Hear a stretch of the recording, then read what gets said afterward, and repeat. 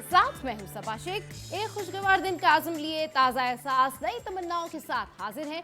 आज भी मैं आपके लिए कई मौज़ूआत लेकर आई हूं और सर्दी जो है वो बढ़ रही है और कोरोना जो है वो थमने का नाम नहीं ले रहा है। इन सब पर भी बात होगी। प्लेयर ऑफ द ईयर बनने के बाद मोहम्मद रिजवान का पहला इंटरव्यू भी आपको दिखाएंगे। और क्या सिंध में दोबारा लिसानी फसादात की साजिश की जा रही है? आगे चलकर इस सवाल का जवाब भी लेंगे, लेकिन सबसे पहले सर्द मौसम में वजीर आजम के सख्त लहजे की कुछ बात कर लेते हैं। प्राइम मिनिस्टर इमरान खान ने कहा है कि अगर मैं हुकूमत से बाहर निकल गया तो ज्यादा खतरनाक होगा। अवाम से बराह रास्त गुफ्तगू में अपोजिशन को ललकारा, कहा बेरोजगार सियासतदान हुकूमत को गिराना चाहते हैं।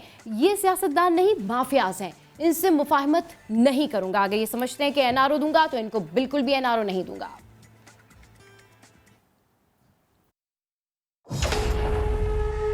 जब ये हम हाथ डालेंगे करप्ट लोगों के ऊपर, अब सब तैयार हो जाएं, ये शोर मचाएंगे, ये शोर मचाएंगे। मैं इनको नहीं छोड़ूंगा। अवाम के नुमाइंदे नहीं, इस्तीफा छीन के रहेंगे। पहली दफा जब मैं कौम से खिताब किया तो मैंने कौम को एक चीज कही थी कि आपको बड़ा शोर मिलेगा, बड़ा शोर मिलेगा। मुल्क तबाह हो गया, ये हो गया, नाहिल है। मैंने तब आपको कहा था कि हमने कोई मुफाहमत नहीं करनी, कोई कॉम्प्रोमाइज नहीं करनी। मैं वाजे करता हूँ, ये चोर नहीं है, ये डाकू है, ये डाकू है। मैं पॉलिटिक्स में आया इनके खिलाफ था। जिस आदमी को अल्लाह ने सब कुछ दिया है, उसको क्या जरूरत पड़ी थी कि अब घटिया लोगों से हर रोज गालियां सुने। ना अहल ऐसा जाहिल। बड़ी बदकिस्मती है हमारी कि पार्लियामेंट में वो मुझे बोलने नहीं देते। इन्होंने मुझे ब्लैकमेल करना कि किसी तरह हमें एनआरओ दे दो, लेकिन मैंने इनसे कोई मुफाहमत नहीं करनी। ये पॉलिटिशियंस नहीं है, ये माफियाज हैं, जिनका सिर्फ एक मकसद है कि ये गवर्नमेंट इसलिए गिरे कि क्योंकि खाना पीना जो रोजी लगी हुई थी, जो हलवे खा रहे थे, जो बाहर इनकी अपार्टमेंट्स थी, ये बस इसके ऊपर टांग ना आ जाए। 3 साल से लगे हुए हैं कि हम आ जा रहे हैं, तो कभी कोई बेरोजगार सियासतदान कहता है मैं गिरा दूंगा गवर्नमेंट, कोई कभी कोई कुछ कहता है। दिसंबर, जनवरी, फरवरी, फरवरी अंजाम में वो बहुत करीब है। खबरदार करना चाहता हूँ, अगर मैं गवर्नमेंट से बाहर निकल गया, मैं आपके लिए ज्यादा खतरनाक हूँ, ज्यादा खतरनाक हूँ। अभी तक तो मैं चुप करके ऑफिस में बैठा होता हूँ और तमाशे देख रहा होता हूँ। मैं अगर सड़कों पर निकला है ना, तो आपके लिए छुपने की जगह नहीं होगी।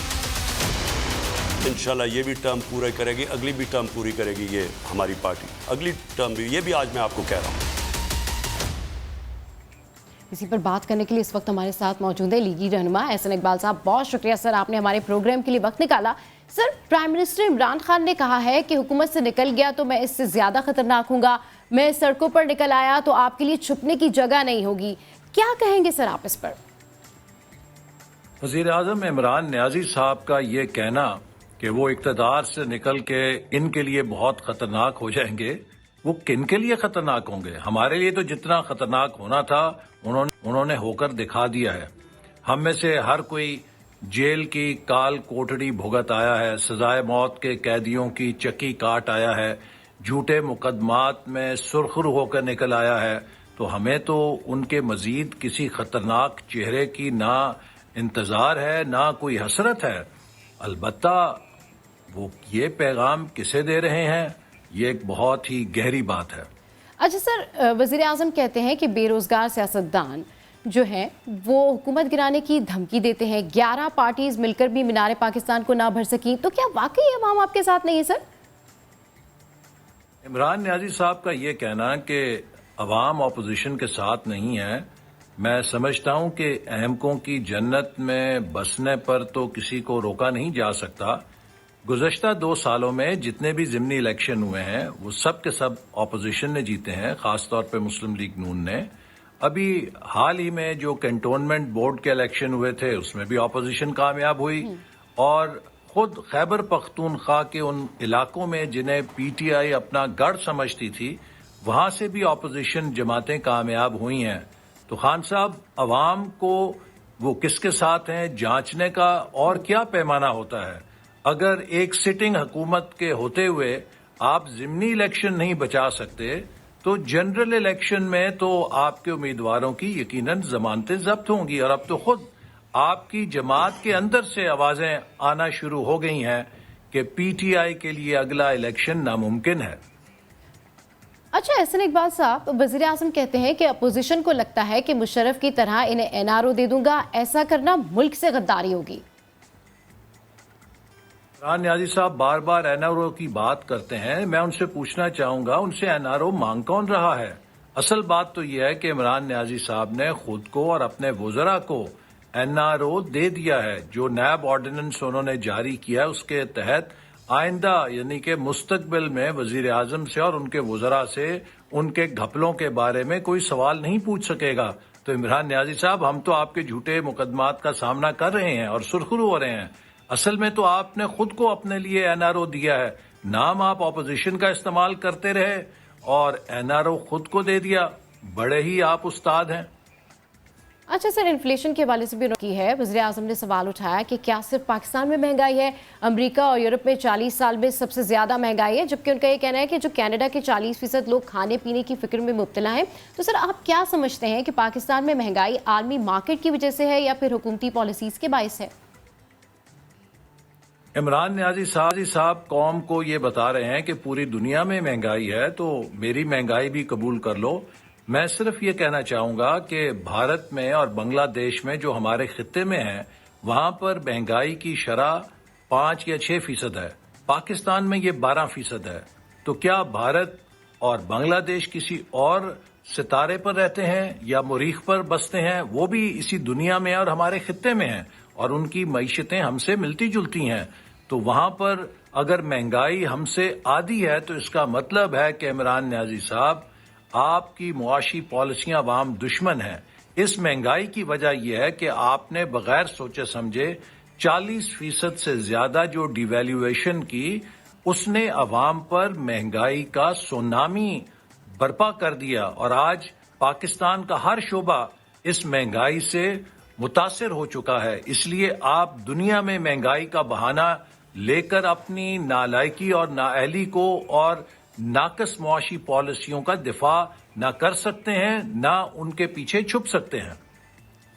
बहुत शुक्रिया एहसन इकबाल साहब, हमारे प्रोग्राम नया दिन में गुफ्तगू कर रहे थे। और अगर हम अपोजिशन की बात करें तो अपोजिशन की जानिब से यही कहा जाता है कि ये जो भी महंगाई है, ये जो इन्फ्लेशन रेट हाई हो रहा है, इसकी वजह ये नहीं है कि आलमी मार्केट में महंगाई है। जबकि अगर हम हुकूमत का स्टांस देखें, जिस तरह प्राइम मिनिस्टर इमरान खान ने बात की है कि जो महंगाई है ये आलमी सतह पर है, इसकी वजह से ये बैकलैश आता है और इसी वजह से जो है फिर पाकिस्तान में भी ये तमाम तर चीज़ें जो हैं वो महंगी हो जाती हैं और पूरी दुनिया में ही महंगाई है। कल जो उन्होंने बात की है उसमें उन्होंने कहा है कि अगर अपोजिशन ये समझती है कि मैं इनको एनआरओ दे दूंगा, तो बिल्कुल भी हम कुछ ऐसा करने नहीं जा रहे हैं, एनआरओ नहीं दिया जाएगा। तो प्राइम मिनिस्टर इमरान खान ने जो है इस हवाले से कल बाज़ाब्ता तौर पर गुफ्तगू की है, जिसका रिएक्शन हमने आपको दिखाया कि एहसन इकबाल साहब जो है वो क्या कह रहे थे। तो पाक बहरिया के लिए चीन में तैयार करदा जंगी बहरी जहाज PNS तुगरिल के बेड़े में शमूलियत की तकरीब इस वक्त कराची डॉकयार्ड में जारी है।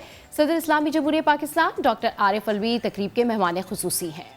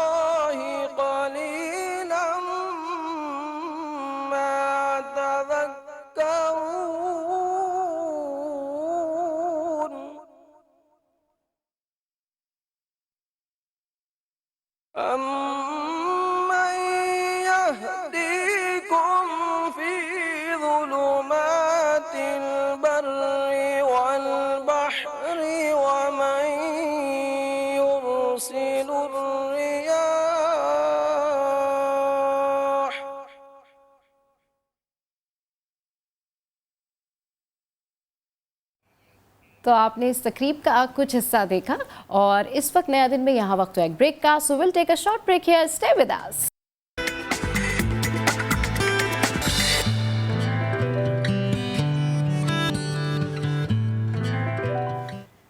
Welcome back. तो जनाब, सियासत के मैदान में बहुत कुछ हो रहा है, वहीं एक और अहम इशू आपके साथ डिस्कस करते हैं। टंडो वलायार में एमक्यूएम पाकिस्तान के रहनुमा खलीलुर रहमान और भोलू खानजादा के कत्ल के बाद गुज़िश्ता रोज से शहर के हालात कशीदा हो गए हैं।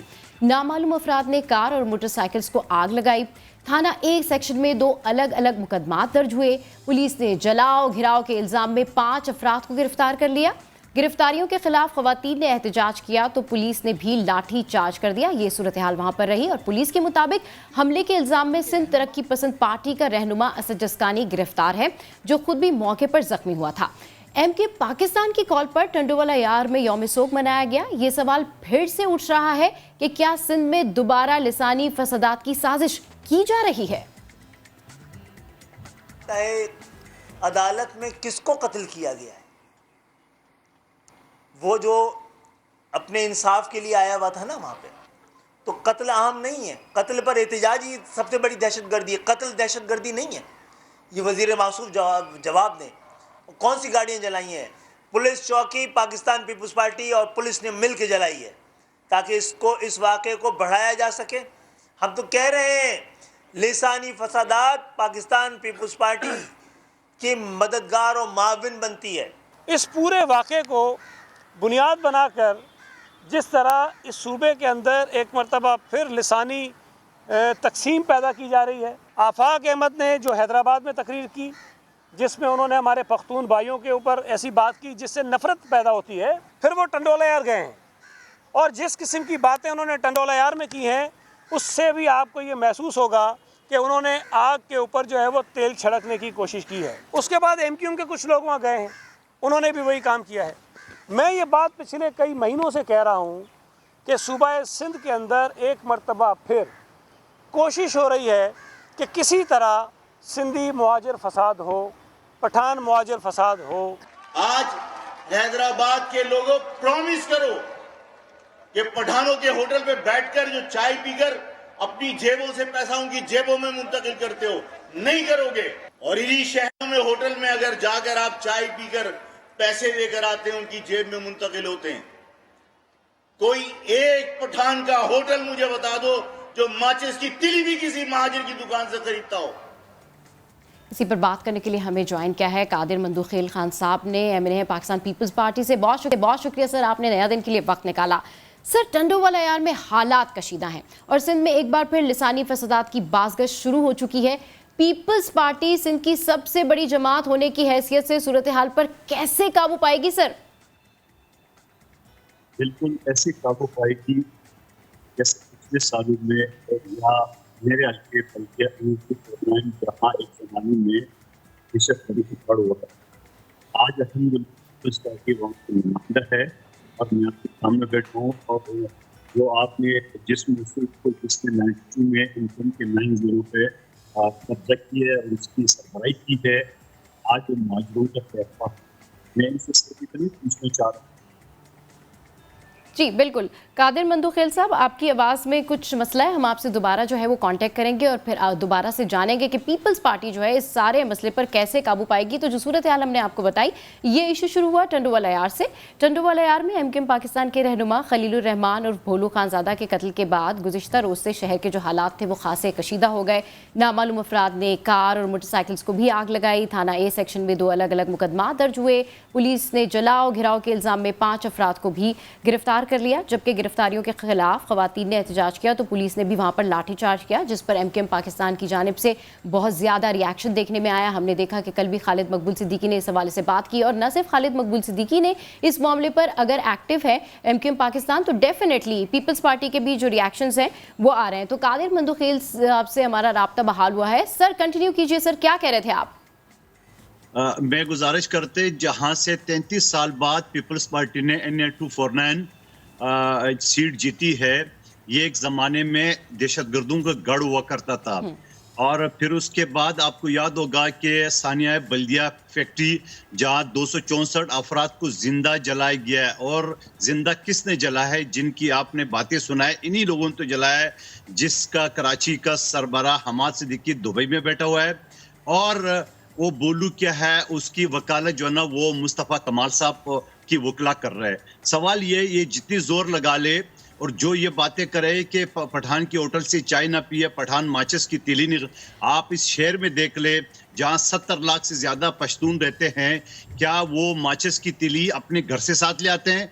और जहां ये कहते हैं मिलू दूर पश्तून आता है, जरा इस जाहिल शख्स को मैं ये बताना चाह रहा हूं कि यहाँ पश्तूनों का 200 साल की पुरानी तारीख है।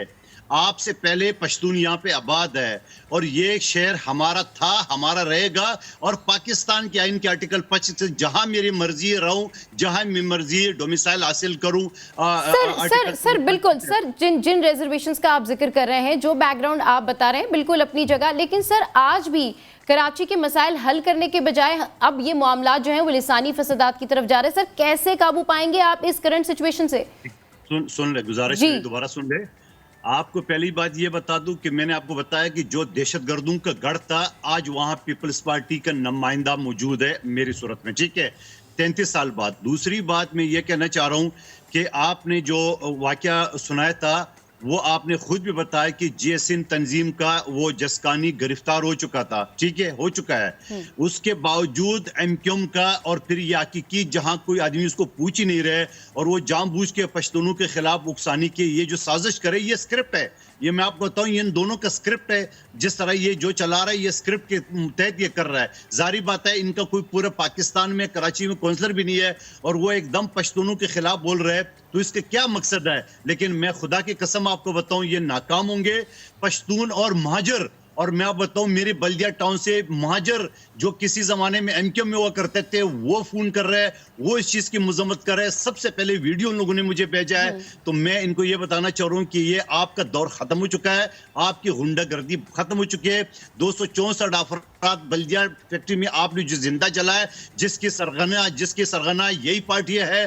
तो मैं आपको यकीन दिला रहा हूं कि महाजर पढ़े लिखे लोग हैं और महाजर ने कुर्बानी दी पाकिस्तान की। महाजर हमारे आंखों के तारे हैं, लेकिन खुदा की कसम बता रहा हूं, उनके सारे हरबे नाकाम होंगे। महाजर, सिंधी, पठान, बलोच, सराइकी, ये सब एक साथ रहे। और मेरा हल्का NA-249 बल्दिया टाउन एहतियात गुलदस्ता है, पाकिस्तान की तमाम आबादी की तरह के अलावा ये गुलदस्ता है जहाँ सारे जबान, सारे मजहब के लोग हैं। यहाँ हिंदू भी है, यहाँ क्रिश्चियन भी है, तमाम जबानें बोलने वाले, तमाम मसलक के लोग हैं। लेकिन खुदा की कसम बता रहा हूँ, ये नाकाम होंगे, क्योंकि अवाम होशियार हो चुके। 2022 चल रहे, महाजरों को भी पता है, हमारे मुहिब वतन महाजरों को, जिसने पाकिस्तान के लिए कुर्बानी दी है, जिसने कराची शहर के लिए कुर्बानी दी है, आपने उसको क्या बना दिए? जो पाकिस्तान आजाद हुआ तो 23 सेक्टरी में से वफाकी में 22 मुहाजिर थे, उर्दू स्पीकिंग थे। आज आपने महाजरों के साथ क्या किए? आपने चिंची रक्का पकड़ा दिए, आपने टारगेट किलर बना दिए। जो किसी जमाने में सिद्दीकी और ये वो कहा कहते थे, आज लंगड़ा और काणी के नाम आपने दे दिए। लेकिन महाजर कौम पढ़ी लिखी कौम है, मुझे पूरी उम्मीद है जिस तरह मुझे किताया इन्होंने बल्दिया से, मैं आपको बताऊं कि ये इन दहशतगर्द टोले के चक्कर में नहीं आएंगे, न इनका साथ देंगे। तुम जितने मर्जी लिसानियत फैलाओ, लेकिन ये बता रहा हूँ, क्या इस शहर में सारी दुकानें पश्तूनों की है? क्या इस शहर में सारे माचिस खरीदने और बेचने वाले पश्तून है? कैसी बातें आप करो, खुदा का वास्ता। और मैं अदारों से भी ये कहना चाह रहा हूँ कि इन लोगों को लगाम दे। इन्हीं ने कराची को खून में नहलाया, इन्हीं ने कराची में यहाँ पे कब्रिस्तान आबाद किए। अब तो बस करे। ये इंडिया के कहने पे ये रॉ के फंडेड लोग हैं, ये यहाँ पे ये काम कर रहे हैं। खुदा का इनको रोका जाए। सर जिस तरह से आप बात कर रहे हैं, इसी तरीके से जो है MQM पाकिस्तान का भी स्टांस है। सर ब्लेम गेम का सिलसिला जारी है। सर अगर हम सिर्फ टंडो वाला यार पर ही रहें और वहीं बात करें, वहां जो भी हालात हैं, जो कशीदा हालात हैं, जो भी ब्लेम गेम है, वो आप पे इल्जाम लगाते हैं कि आप साजिश कर रहे हैं, आप उन पर इल्जाम लगाते हैं, हुकूमत आपकी है। सर आप कैसे डील आउट करेंगे?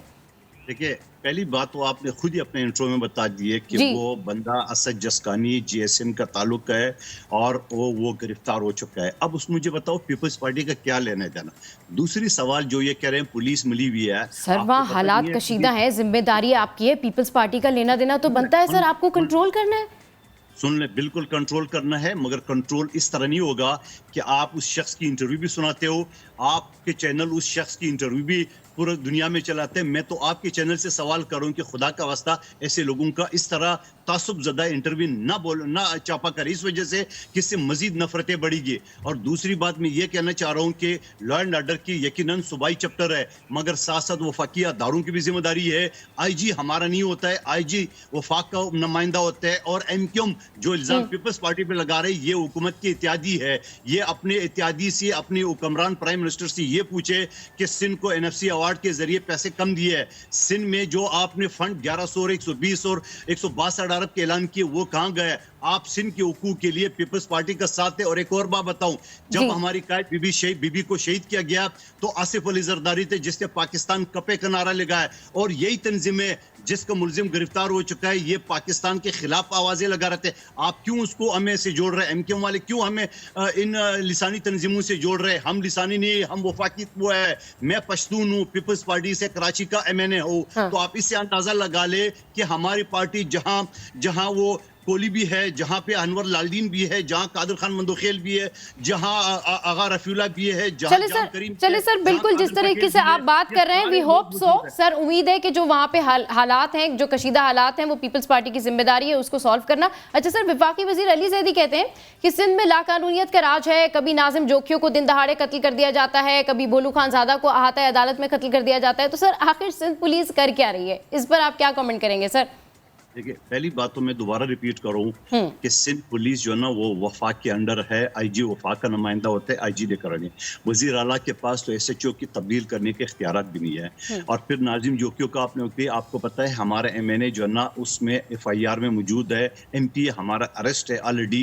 तो आप मुझे बताओ कि सिंध हुकूमत ने उसको अरेस्ट भी करा दिया है, सिंध हुकूमत ने सारे मुलजमान को अरेस्ट भी करा दिया है और जेल भी भेज दिया है। इसके अलावा क्या कर सकता है? और फिर अली जैदी से मैं ये पूछना चाह रहा हूँ कि जनूबी पंजाब में जहाँ जिंदा लोगों की के हाथ पांव काटे जा रहे थे, जहाँ आपका अली मोहम्मद खान वफाकी वजीर कहते हैं कि अगर एक कत्ल होता है तो वज़ीर आज़म जो है ना उसका जिम्मेदार होता है। तो आप कम से कम ये तो रियलाइज कर दिए कि ये सारे हादसा सिर्फ सिंध में नहीं हो रहे। अभी मरी में 23 लोगों को जो आपने जो है ना वो बेयार मदगार छोड़ के आपने उसको जो है ना वो कब्र में धकेल दिया, उसकी जिम्मेदारी किसकी है? फिर उसके अलावा इन्हीं एमक्यूएम के लोगों से पूछता हूँ जो कराची में आपने हजारों की तादाद में आपने कत्ल गारत की है। आप लोगों ने जिन वाकयात का आप जिक्र कर रहे हैं कादिर मंदोखेल साहब, जिन वाकयात का आप जिक्र कर रहे हैं और जो बैकग्राउंड आप बता रहे हैं, पीटीआई की अगर मैं बात करूं, पीटीआई वाले कहते हैं कि 14 बरस में सिंध हुकूमत को 12,000 अरब रुपए के फंड मिले हैं। कहां खर्च किया किसी को नहीं मालूम है। अली जैदी के इस एलिगेशन पर क्या कहेंगे सर? आपने कहां खर्च किए सर इतनी अमाउंट, जबकि स्कूल्स जो है वो घोस्ट हैं, कई बच्चे तो पढ़ भी नहीं रहे, स्कूल से बाहर है सर।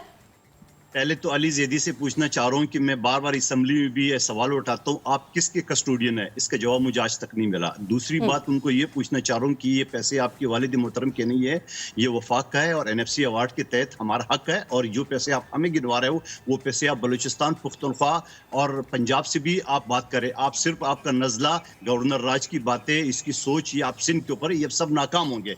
और सबसे अगर आप कहते हैं हमने किधर खर्च किए तो मैं आपको हिसाब देने के लिए मेरे साथ एक शो रख ले, मैं पूरा आदाद शुमार लेता हूं। लेकिन पाकिस्तान की तारीख में क्या एशिया की बेहतरीन हॉस्पिटल हमने बनाया एनआईसीवीडी के तहत, और बेनजीर ट्रॉमा सेंटर 15 मंजिल जिस शहर में आप बैठी है वहां पे मौजूद है। और वो सिर्फ पूरे पाकिस्तान से नहीं बल्कि अफगानिस्तान से लोग आ रहे हैं। और गंबट में लिवर ट्रांसप्लांट है जो पूरे दुनिया से क्या अफगानिस्तान से लोग आ रहे हैं। 50 लाख से 75 लाख का जो एक इलाज होता है वो फ्री होता है वहां पे। अब इसके अलावा हर डिस्ट्रिक्ट में चौराहे पे स्टैंड बाई गाड़ियां खड़ी होती है। आप मुझे बता दूं जिन्ना अस्पताल कराची का जो 7 अरब से ऊपर ज्यादा जो है एक मशीन वहां पे लगाई गई है जिसका जो है ना वो साइबर नाइफ के नाम से है, जो कभी आपने नाम भी नहीं सुना होगा। तो हमने तो मेडिकल शोबे में इतने काम किया और फिर हमने चले सर बिल्कुल आपका पॉइंट आ गया। बहुत शुक्रिया कादिर मंदोखेल साहब, इस वक्त गुफ्तगू कर रहे थे और उनका यही कहना था कि जो असद जसकानी है वो तो गिरफ्तार हो गया, तो सारी सूरत हाल से पीपल्स पार्टी का क्या लेना देना है। खैर आगे बढ़ते हैं और अभी आपको बताएं कि president of Pakistan doctor Arif Alvi इस वक्त तकरीब से खिताब कर रहे हैं, तो आपको बराह रास्त लिए चलते हैं। Overall economic growth and to be in cooperation with other countries to do the same for the other countries. It will also go a long way to increase Pak-China cooperation and developing other programs for shipbuilding. Our maritime sector has gained exceptionally greater importance, of course with the CPEC, and induction of this frigate will serve to, and of this class will serve to reinforce security architecture of our maritime zones across our maritime border. It will help safeguard our routes, CPEC routes, for the entire region as I mentioned before, and will open CPEC to common vistas of prosperity, development, and regional integration. I am confident that Pakistan Navy has the requisite operational capability and wherewithal to deal with the entire range of maritime security challenges. In the end, I would reiterate the government's resolve to develop maritime sector and strengthen our Navy as deemed essential to protect our maritime security. But at the same time, let me address a few words about, I mentioned all this in English, but I'm sure the people of Pakistan need to understand the importance of what is being done. मैं अभी चंद दिन पहले ग्वादर गया था और ग्वादर जाकर मुझे इस बात का एहसास और मज़ीद हुआ कि कितनी तेज़ी से पाकिस्तान तरक्की के रास्ते पर गामज़न है और कितनी तेज़ी से पाकिस्तान नेवी की अहमियत बढ़ती चली जा रही है। ग्वादर के हवाले से मैं आपसे जिक्र करना चाहता हूं कि कराची पोर्ट और पोर्ट कासिम के साथ साथ बाद में ग्वादर, और ग्वादर सिर्फ कंपटीशन नहीं है किसी और के साथ, बट सिर्फ इस बात का एहतमाम कर रहा है कि सेंट्रल एशियन स्टेट जो लैंडलॉक्ड हैं उनका कोई जनाब president of Pakistan doctor Arif Alvi इस वक्त तकरीब से खिताब कर रहे हैं और उनका ये कहना है कि जब वो गवादर गए थे तो उन्होंने देखा वहाँ पर जाकर जो ग्राउंड रियलिटीज़ थी उसमें पाकिस्तान कितनी तेज़ी से तरक्की कर रहा है। एक ब्रेकिंग न्यूज़ भी आपके साथ शेयर करते हैं कि तारीख में पहली मरतबा खातून सुप्रीम कोर्ट ऑफ पाकिस्तान की जज बन गई हैं। जस्टिस आयशा मलिक ने बतौर पहली खातून सुप्रीम कोर्ट जज हल्फ उठा लिया। चीफ जस्टिस गुलजार अहमद ने जस्टिस आयशा मलिक से ये हल्फ लिया है। तो तारीख में पहली मरतबा पहली बार खातून सुप्रीम कोर्ट ऑफ पाकिस्तान की जज बन गई हैं। जस्टिस आयशा मलिक ने बतौर पहली खातून सुप्रीम कोर्ट जज हल्फ उठा लिया है। चीफ जस्टिस गुलजार अहमद ने जस्टिस आयशा मलिक से ये हल्फ लिया है। तो this is very good thing कि पाकिस्तान में भी इस तरह की चीज़ें होने लगी हैं। पाकिस्तान में भी लेडीज़ का इस तरह से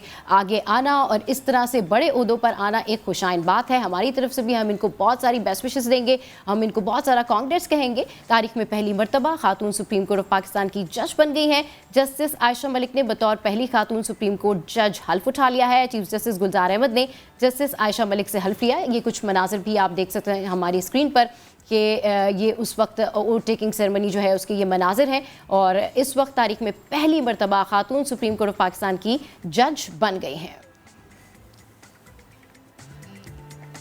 तो नया दिन में यहाँ वक्त हुआ एक ब्रेक का और जब ब्रेक के बाद वापस आएंगे तो आपके लिए कुछ सरप्राइज है। हमारे साथ रहिए।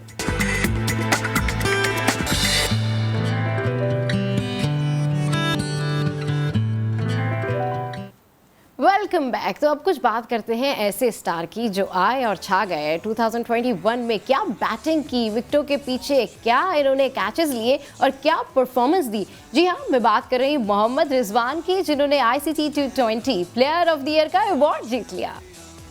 तो मोहम्मद रिजवान की परफॉर्मेंस पर ये रिपोर्ट हमने देखी। इसी पर बात करने के लिए इस वक्त हमारे साथ मौजूद है मोहम्मद रिजवान। बहुत शुक्रिया, आपने नया दिन के लिए वक्त निकाला और आपको शो में वेलकम कहेंगे। मोहम्मद रिजवान, ये बताइएगा कि आपने पाकिस्तानियों का सर फख्र से बुलंद कर दिया है, कैसा लग रहा है आपको और इस कामयाबी का क्रेडिट किसको देंगे आप? देखिए जी, जहाँ पे पाकिस्तान की सतह पे कोई अवार्ड होता है तो क्रेडिट पाकिस्तान को ही जाता है, पूरी पाकिस्तान की कौम को इसका क्रेडिट जाता है। और क्योंकि अगर छोटी छोटी चीज़ें देखी जाए तो थोड़ी सी छोटी जगहों पे होती है, क्योंकि अगर वो शायद मैं देखूँ अगर वो ओपन ना होती तो शायद आज ये स्टेज ना होता या ऐसे कोई बिहाइंड द सीन चीज़ें ना होती तो ये ना होता। वकार भैया शायद भी की तरफ से, हाँ, अगर इन सब चीज़ों को निकाल के देखा जाए, अगर तला रहमानी जो शाया कॉर्पोरेशन की CEO है वो मेरे भाई की तरह है और मुझे लुक आफ्टर ना करते, मुझे इसमें भी मुश्किलात हो सकती थी, क्योंकि उन्होंने मुझे बहुत अच्छी तरीके से लुक आफ्टर किया है। क्योंकि पीछे घर के अंदर के अलावा जो जितने भी टेंशन वगैरह है वो सारे वो देखता है। तो अल्हम्दुलिल्लाह आज तक उसने करीब मुझे आने भी नहीं दी इस चीज़ को, और बिल्कुल ब्लाइंड ट्रस्ट है मेरा उस पे, उसका मेरे पे। तो अल्हम्दुलिल्लाह इन चीज़ों से तो क्रिकेट के अलावा जितनी चीज़ें हैं और फैमिली के वो तो सारे, हमने उसकी टेंशन है ही नहीं, वो सारी चीज़ें वही देखता रहता है। तो बस ये क्रेडिट ज़रूर आप पहले अगर आप बड़ी बात कीजिए तो कौम को देंगे, अगर उसकी छोटे पॉइंट्स पे देखा जाए तो वो अपने जो ओपन कराई मिर्जा भाई ने, और अगर बिहाइंड सारी चीज़ें देखा जाए तो आप जरूर तलाबी को इस चीज़ का क्रेडिट देंगे इंशाल्लाह। अच्छा रिजवान, ये बताइए कि 29 बैनुल-अक़वामी T20 मैचेस में 1 सेंचुरी, 12 निफ्ट सेंचुरीज और 1326 रन 2021 तो आपके लिए यादगार साबित हुआ, इस पर क्या कमेंट करेंगे? न्यूजीलैंड के मैचेस हो रहे थे तो मैं और इफ्तिखार, वो सीरीज में इफ्तिखार भी था, तो हम अक्सर बस में पीछे बैठे होते, तो जब 2 मैचेस हो गए तो इफ्तिखार ने कहा कि रिजवान क्या मतलब तीसरा मैच था ना, मैंने कहा कि मेरे कैरियर T20 इंटरनेशनल कैरियर का आखिरी मैच है, हमारी आपस में बात हो रही थी तो उसने कहा कि हाँ मुझे भी फील हुआ, क्योंकि हम आपस में जब पॉजिटिव चीजें देते हैं ना तो बातें करते हैं कि यार एक दूसरे को बूस्ट कर। उसने कहा हाँ मुझे भी लगता है कि आपकी T20 कैरियर का आखिरी मैच, इसमें कुछ हो गया तो हो गया, मगर मुझे पहली 2 मैच से कॉन्फिडेंट मिला हुआ था, क्योंकि जब न्यूजीलैंड में आपको पता है बाउंस भी हो स्विंग भी हो, और आपके पहले 2 मैच में मेरे बल्ले पे बॉल लग गए थे तो अच्छे खासे शॉट लगे, थोड़ा सा कॉन्फिडेंट मुझे आ गया था। मगर जब तीसरे मैच में जब आ रहे थे तो उसने ये कहा कि इफ्तिखार नहीं कहा कि रिजवान क्या है सोच है। मैंने कहा क्या सोच है, आज किश्ती जिलानी है, या तो क्या कहते हैं अल्लाह ने चाहा तो आ रहे आप आ रहे हैं इंशाल्लाह। नेगेटिव सोच के साथ नहीं आऊंगा, पॉजिटिव खेलूंगा, बाकी अल्लाह ने मदद फरमाई तो इंशाल्लाह जरूर सारी चीज यहाँ से निकलूंगा, क्योंकि एक तो चैलेंजिंग था मेरे लिए ओपन भी यहाँ पे करना, मगर उसके बाद 2 इनिंग्स में फेल होना, फिर उसके बाद अचानक फिर अल्लाह ने मदद फरमाई और फिर अल्लाह पाक ने ऐसी मदद फरमाई कि एंड तक अल्लाह पाक ने हिफाजत फरमाई सारी चीजों, आज पाकिस्तान के अल्लाह पाक ने रिकॉर्ड बना दिए। अच्छा रिजवान ये बताइए कि विकेट पर आपको किस बॉलर का डर और खौफ सबसे ज्यादा होता है? जी डर तो नहीं है अल्हम्दुलिल्लाह के फजल से। थोड़ा सा डिफिकल्ट की बात कीजिए तो वो है हेजलवुड। अच्छा रिजवान, बाबर आजम के कप्तान बनने के बाद टीम में एक नया जोश और वलवला देखने में आया, तो बाबर की कप्तानी पर क्या कहेंगे आप? देखिए जी कप्तानी नो डाउट जिस तरह वर्ल्ड नंबर 1 बैट्समैन है बाबर भाई, कप्तान भी वर्ल्ड नंबर 1 है अल्हम्दुलिल्लाह। और सबसे बड़ी बात है कि वो बहुत हम्बल है, आजिज है और ईमानदारी से फैसले करने वाला। जहाँ पे ईमानदारी होती है तो नो डाउट वहाँ पे अल्हम्दुलिल्लाह फिर बहुत सारी चीजें दूर दूर चली जाती है, मगर जरूर जहाँ तो कप्तान की बात है तो वो तो स्टैंडर्ड पे टॉप है अल्हम्दुलिल्लाह।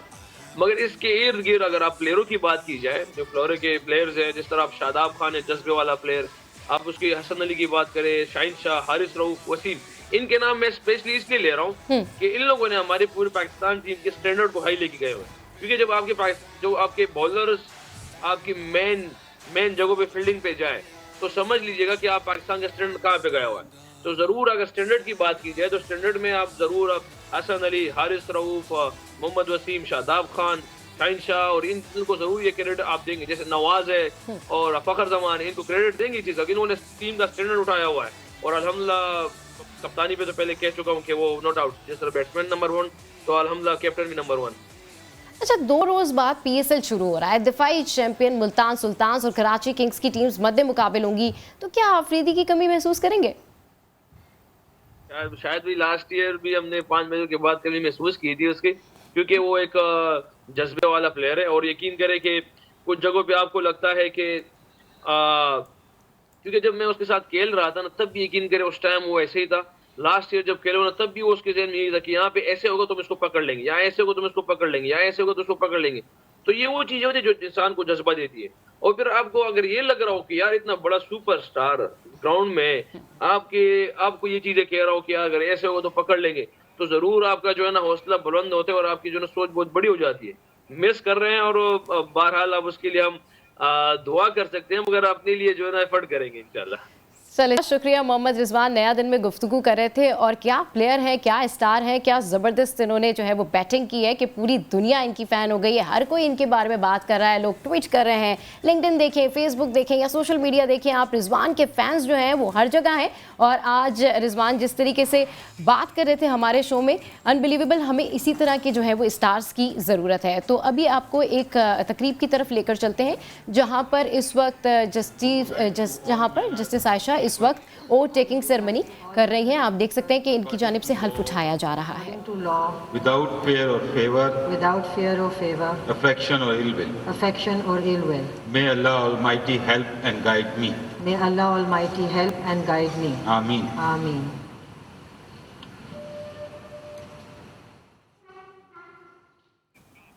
तारीख में पहली मरतबा खातून सुप्रीम कोर्ट ऑफ पाकिस्तान की जज बन गई। जस्टिस आयशा मलिक ने बतौर पहली खातून सुप्रीम कोर्ट जज हल्फ उठा लिया है और चीफ जस्टिस गुलजार अहमद ने जस्टिस आयशा मलिक से ये हल्फ लिया है। तो आपने ये ओथ टेकिंग सेरेमनी के कुछ मनासिर देखे। नया दिन में यहाँ वक्त हुआ है ब्रेक का, कहीं मत जाइएगा, हमारे साथ रहिए।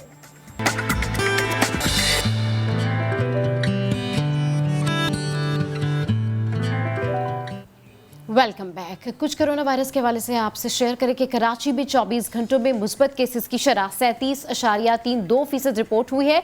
सिंध में 3,180 केसेस सामने आए हैं। तो ये आदादोशुमार है। कराची में 24 घंटों में मुस्बत केसेस की शरह 37.32% रिपोर्ट हुई है। इस हवाले से मजीद तफसीलात जानते हैं मुदस्सिर नज़ीर से। जी मुदस्सिर, अपडेट कीजिए, क्या सूरत हाल है, क्या आदादोशुमार है?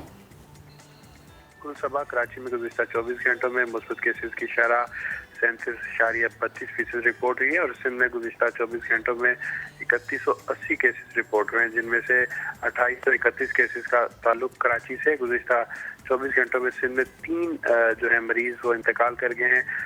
432 मरीज मुख्तलिफ अस्पतालों में ज़ेर इलाज है, जिनमें से 360 से ज़ायद मरीजों की हालत जो है वो तशवीशनाक बताई जा रही है, जबकि 23 मरीज इस वक्त वेंटिलेटर पर मौजूद हैं। ठीक है मुदस्सिर, अपडेट करने के लिए शुक्रिया। तो कराची में जो सूरत हाल है मुदस्सिर नज़ीर ने हमें अपडेट किया कि 24 आवर्स के अंदर जो है मुस्बत केसेस की शरह 37.32% रिपोर्ट हुई है। तो कराची की तो बात हो गई, इस्लामाबाद की कुछ बात करते हैं। इस्लामाबाद में कोरोना वायरस के मुस्बत केसेस के बायस मजीद 10 तालीमी इदारों को सील करने की हिदायत कर दी गई है, जबकि वफाकी दारुल हुकूमत में कोरोना की हालिया लहर के दौरान 50 से ज़ायद स्कूल्स, कॉलेजेस और यूनिवर्सिटीज़ बंद की जा चुकी हैं। मुहलिक वायरस ने तिब्बी अमले को हिट लिस्ट पर ले लिया है, जबकि सरकारी अस्पतालों की अगर बात करें तो वहाँ पे पिम्स के 115 से ज़ायद डॉक्टर्स और पैरामेडिकल स्टाफ वायरस में मुब्तला हो चुके हैं। महकमा सेहत ने मुतासरा इलाकों का हीट मैप भी जारी कर दिया है। 11 इलाकों में 50 से ज़ायद केसेस सामने आए हैं, जबकि सबसे ज़्यादा 131 केसेस DHA2 से रिपोर्ट हुए हैं। इसी पर बात करने के लिए इस वक्त हमारे साथ मौजूद हैं डॉक्टर फैसल महमूद साहब। बहुत शुक्रिया सर, आपने हमारे प्रोग्राम के लिए वक्त निकाला। सर ये आदादोशुमार भी आपके सामने हैं और जो भी SOPs की जा रही हैं वो भी आपके सामने। तो सर कोरोना के बायस अभी अस्पतालों की जो सूरत हाल है वो क्या है? जी वालेकुम सलाम बुलाने का शुक्रिया। तो ये ज़रूर है कि अस्पतालों के अंदर अब दबाव आना शुरू हो चुका है। पिछले 1 से 2 हफ्ते में कराची के अंदर एटलीस्ट कोरोना के जो केसेस जो दाखिल हो रहे हैं उनके अंदर जो शरह है वो बढ़ रही है। और यही हम एक्सपेक्ट भी कर रहे थे कि एक दफ़ा लहर आती है तो उसके 1 से 2 हफ्ते बाद ही लोग इतने बीमार होते हैं कि उनको अस्पताल आने की ज़रूरत पड़ती है। ठीक है। अच्छा सर, जो केसेस कराची में रिपोर्ट हो रहे हैं तकरीबन 40% के करीब हैं, तो इसमें किस एज ग्रुप के लोग सबसे ज़्यादा जो है वो मुतासर हो रहे हैं? देखिए, याद रखें कि ये जो केसेस रिपोर्ट हो रहे हैं ये जो टोटल नंबर ऑफ केसेस हैं वो उससे कई गुना ज़्यादा हैं, क्योंकि ज़्यादातर लोग जिनको बीमारी होती है, जो सिम्टम होते हैं वो प्रॉब्ली टेस्ट नहीं कराते और घर में किसी एक को हो तो बकिया लोग अक्सर टेस्ट नहीं कराते। मगर हम सारी उम्र देख रहे हैं, बच्चों से लेके बूढ़ों तक, तो ऐसा नहीं कि ख़ास कोई एक उम्र के अंदर हम ज़्यादा केसेस देख रहे हैं। ऑब्वियसली हमारे जो कम उम्र लोगों की शरह ओवरऑल ज़्यादा है पॉपुलेशन के अंदर, तो अगर नंबर वाइज देखें तो उनके अंदर ऑब्वियसली नंबर ज़्यादा हैं। ठीक है, नंबर उनके अंदर ज़्यादा है। अच्छा सर, ग्लोबली अगर हम बात करें इस वायरस के हवाले से, तो यूरोप है या फिर अमेरिका है या दीगर कंट्रीज़ हैं, वहाँ पर अब जो SOPs हैं, जो भी इकदाम किए जा रहे हैं उसको रिव्यू किया जा रहा है। एक दफ़ा फिर से उसके ऊपर गौर किया जा रहा है कि उसमें हम क्या चेंज कर सकते हैं, क्या रिस्ट्रिक्ट कर सकते हैं, या क्या चीज़ मज़ीद जो है वो हमारे लिए बेनिफिशियल हो सकती है। तो आप क्या सजेस्ट करेंगे, अब दोबारा से हमें रिव्यू करने की ज़रूरत है कि किस तरह से SOPs को जो है वो पुट इन किया जाए? जी सर। जी बिल्कुल। देखें, SOPs हमेशा रिव्यू होते हैं और 2 वजहों से रिव्यू होते हैं। एक तो जैसे हमारे पास मेडिकल नॉलेज और आती है इस वायरस के बारे में तो हम अपने SOPs चेंज करते हैं, और दूसरी चीज़ ये कि देखना होता है कि आपके पॉपुलेशन के अंदर, आपके शहर या मुल्क के अंदर केसेस की शरह क्या है और कितनी बढ़ रही है, कितनी कम हो रही है। जब आपके केसेस कम हैं या कम हो रहे हैं तो उस वक्त इतने SOPs फॉलो या करने की ज़रूरत नहीं है, और जब केसेस अपने पीक पे हैं या चढ़ रहे हैं जैसे आजकल है, तो फिर आपको अपनी SOPs बढ़ाने की ज़रूरत है। और ये SOPs पे डिस्कशन और जो चेंज है और जो पूरी दुनिया में चीज़ें हो रही हैं और क्या उनमें से कौन कौन सी चीज़ें पाकिस्तान में हम कर सकते हैं या अभी करना चाहिए, उस पर डिस्कशन ऑलमोस्ट डेली हो रही होती है। बिल्कुल, डिस्कशन डेली हो रही होती है, और ओमिक्रॉन के हवाले से भी कहा जाता है कि बहुत ज़्यादा ट्रांसमिसिबल है। अच्छा सर, अब हम देखते हैं कि जब विंटर सीजन आता है तो ये पीक जो है वो बढ़ जाती है, तो आप के मुताबिक आप क्या समझते हैं कि जो पीक है इसकी ड्यूरेबिलिटी क्या है, कितना लॉन्ग टर्म जो है ये स्टे करेगी? फिर हम देखते हैं कि थोड़ा सा वेदर चेंज होता है तो कम हो जाते हैं कुछ केसेस। बिल्कुल। तो देखिए, इसका वेदर के साथ ताल्लुक ऑब्वियसली है, बिकॉज जब मौसम सर्द हो या जब नमी कम हो तो ये वायरस ज़्यादा फैलता है। मगर इसके साथ ये भी है कि जैसे जैसे लोग इन्फेक्ट हो रहे हैं और जब इतने लोग इन्फेक्ट हो जाएंगे तो वायरस के पास लोग ही नहीं होंगे इन्फेक्ट करने के लिए, तो ये नंबर्स कुछ भी ना करें तो वक्त के साथ वैसे ही ख़त्म या कम होते जाएंगे अंटिल जब नेक्स्ट लहर आती है। ठीक है। अच्छा सर, एक ओवर जनरल परसेप्शन क्या है, एक बंदे को किस तरह एहतियात करनी चाहिए? एक हेल्दी बंदा है, उसको वो इफेक्टेड नहीं हुआ है, तो उसको किस तरह से बचना चाहिए? और जो लोग कोरोना वायरस में मुब्तला हैं, जो लोग इस बीमारी से गुजर रहे हैं, उनके लिए मजीद क्या एहतियात हैं? सो देखिए, एहतियात जो लोग हेल्दी हैं, जो हेल्दी ना हो या जो वैक्सीनेटेड ना हो या वैक्सीनेटेड भी हो, तो सबको एहतियात तो एग्जैक्टली वही करनी है, यानी कि अपनी वैक्सीनेशन कंप्लीट करना और मास्क प्लीज चढ़ाए रखना। खासतौर पे अगर किसी के साथ आप हो, अगर आप अकेले जा रहे हो तो ऑब्वियसली उस वक्त मास्क की जरूरत नहीं है, मगर किसी के साथ हो तो मास्क ऊपर दोनों नाक और मुंह को कवर रखना। एंड देन कोशिश करना कि ऐसी जगह पे ना जाए जहाँ पे हुजूम हो, खासतौर पे वॉलंटियरली ना जाए कैसे ऐसे बड़े दावत में या जगह पे जहाँ पे वायरस ज्यादा फैलेगा। जिनको इन्फेक्शन हो चुका है उनके लिए, या जिनको शुबा है कि उनको शायद इन्फेक्शन है, तो इम्पॉर्टेंट बात यह है कि वो अपने आप को अलग रखें, लोगों से ना मिलें। एक चीज़ जो कि बहुत ज़्यादा डिबेट चल रही है कि आइसोलेशन का पीरियड कितना होना चाहिए, 5 दिन, 7 दिन, 10 दिन। याद रखें कि 5 दिन बाद भी हर 3 में से कि एक शख्स जो है वो ये वायरस फैला सकता है। तो ऐसा नहीं कि जो हिदायत आई है यूएस की तरफ से कि 5 दिन बाद आइसोलेशन से निकल जाएं, वो ये नहीं है कि आइसोलेशन से निकल जाएं, वो ये है कि 5 दिन बाद अपना मास्क फिर भी चढ़ाए रखें, लोगों के साथ खाना ना खाएं, मिलजुल कम से कम रखें। तो याद रखें कि आपको अगर माइल्ड बीमारी है तो इसका ये मतलब नहीं कि आपसे लगने वाली जिसको बीमारी लगी वो माइल्ड हो, उनकी अमवात या वो हॉस्पिटल की तरफ भी जा सकते हैं। अच्छा सर, जिस तरह से अभी आप खुद भी कह रहे थे कि जिनके अंदर सिम्टम्स हैं तो वो अपने आप को 5 दिन के लिए आइसोलेट कर लें, एक बात तो ये, दूसरी जानिब एक तो कोरोना के पेशेंट्स हैं जो मुतासिर हैं। सर वैसे भी अगर हम देखें तो मौसम कहें या फिर एटमॉस्फेयर कहें या जो भी है, लोग फ्लू और इस तरह से बहुत ज़्यादा जो है वो इन्फेक्टेड हैं।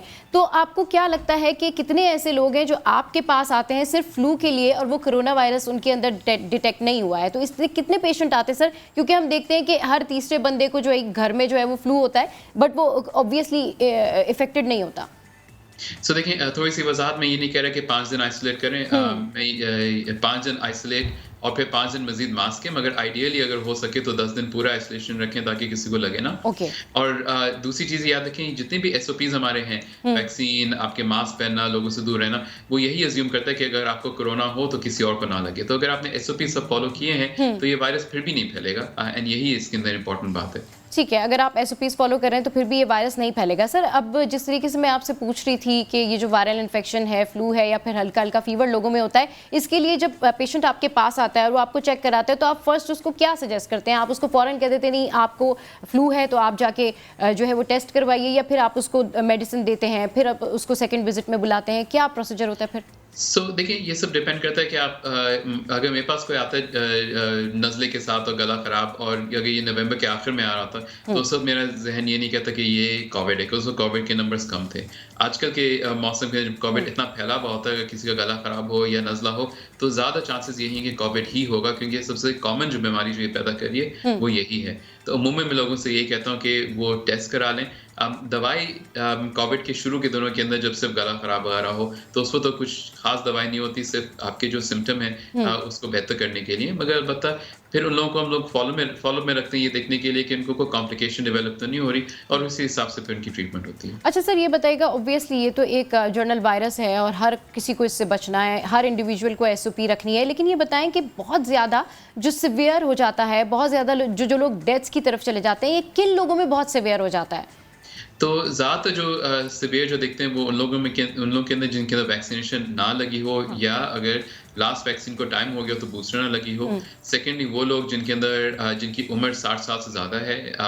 थर्ड वो लोग जिनको और कोई मेडिकल मसले हो, खासतौर पे वो अगर सही से कंट्रोल ना किए गए हों, जैसे कि डायबिटीज़ या ब्लड प्रेशर हो जो कि अच्छी तरह काबू या कंट्रोल में ना हो।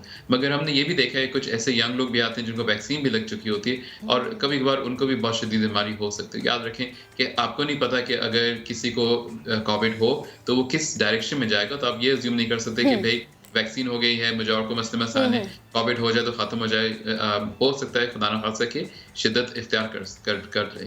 सर अच्छा, डॉक्टर साहब आपको एक कोई जनरल आइडिया है कि कितने फीसद जो है लोग आपके पास आते हैं जो नॉन वैक्सीनेटेड होते हैं और फिर वो इफेक्टेड होते हैं? कुछ एक जनरल आइडिया हो आपको कि आपने किसी से पूछा उसकी हिस्ट्री की वैक्सीन कराई या नहीं? जी जी, तो इस सीज़न में आई कैन टेल यू मेरे पास जितने भी अभी तक आए हैं कोविड के साथ वो सब वैक्सीनेटेड हैं।